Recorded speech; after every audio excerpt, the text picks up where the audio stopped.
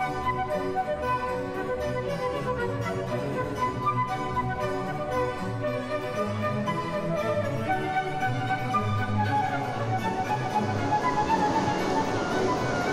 pagi Sobat Mutu, Sobat Inovator, apa kabar di tahun 2021 ini? Bagaimana kabarnya Anda, kesehatan Anda? Mudah-mudahan kita semua selalu sehat di era pandemi COVID ini. Jaga kesehatan, jaga imunitas tubuh, tetap semangat. Dan bagaimana target tahun 2021 ini? Ya, kita sebagai manusia tentunya harus punya target, ya, punya tujuan, punya arah. Jadi apa yang ingin kita capai tahun ini itu kita harus tetapkan. Nah, ada yang bilang target harus smart, ya, harus spesifik, harus jelas apa target kita. Kemudian harus measurable. Target itu harus terukur.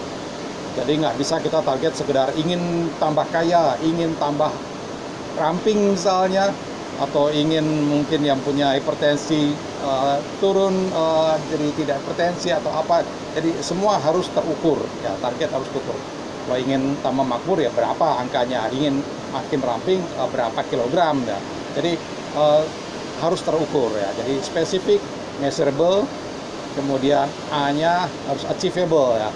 Buat target itu yang masuk akal, jangan target yang awang-awang yang akhirnya kita tidak bisa capai karena terlalu sulit atau mungkin terlalu mudah malah, sehingga akhirnya kita kurang motivasi untuk menuju itu, untuk mewujudkan target itu. Jadi harus target yang achievable.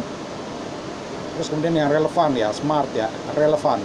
Target itu harus sesuai dengan yang kita butuhkan saat ini. Jadi buatlah target yang memang kita ada kebutuhan untuk kita capai, gitu, relevan. Kemudian harus time bound, ya.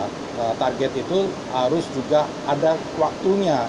Jadi apakah sampai akhir Desember atau mungkin ada target yang kita buat beberapa tahap, mungkin bulan Maret, Juni, Agustus misalnya.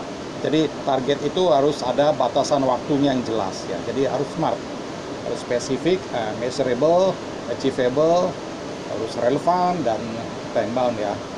Nah, itu kita harus punya target yang smart. Dan bagaimana dengan angkanya? Bagaimana kita menetapkan angka dari target tadi? Ya, untuk bisa mencapai dengan efektif, kita bisa melihat beberapa hal, ya. Mungkin kalau di perusahaan, ya, kita bisa lihat capaian target sebelumnya. Tahun lalu bagaimana capaian kita? Kalau tahun lalu ternyata belum tercapai, ya mungkin kita bisa perkirakan efektifnya itu berapa yang mampu kita capai. Jadi kita bisa menetapkan target melihat dari yang lampau, pencapaian yang lampau.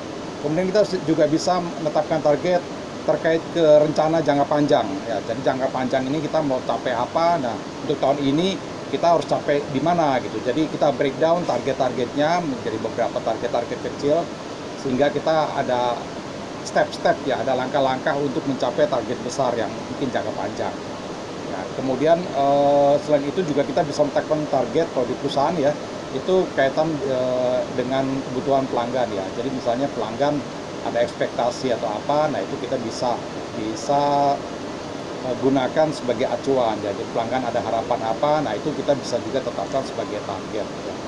Nah, jadi kita harus punya dasar kenapa kita ingin capai target tertentu, ya. Jadi pencapaian target itu tidak by mood atau apa, tapi ada analisisnya, ada evaluasi dari target yang melampau, sehingga kita dalam menetapkan target itu menantang tapi bisa kita wujudkan, ya, dengan upaya yang khusus, ya. Dan target itu mungkin aspeknya banyak, ya, sesuai kebutuhan kita. Mungkin ada yang target ingin, kalau kita bicara di perusahaan, ya, kualitas produknya makin bagus, atau mungkin safety-nya lebih aman, atau mungkin secara healthy lebih sehat proses kita, gitu. Atau mungkin juga secara cost, kita mau target menurunkan cost, atau juga mungkin target mempercepat delivery, ya. Jadi aspeknya kita sesuaikan juga dengan kebutuhan kita, target kita di aspek apanya, gitu. Dan sangat wajar kalau kita punya beberapa aspek dalam target kita. Oke, jadi jangan lupa tetapkan target untuk tahun 2021 ini. Salam inovasi.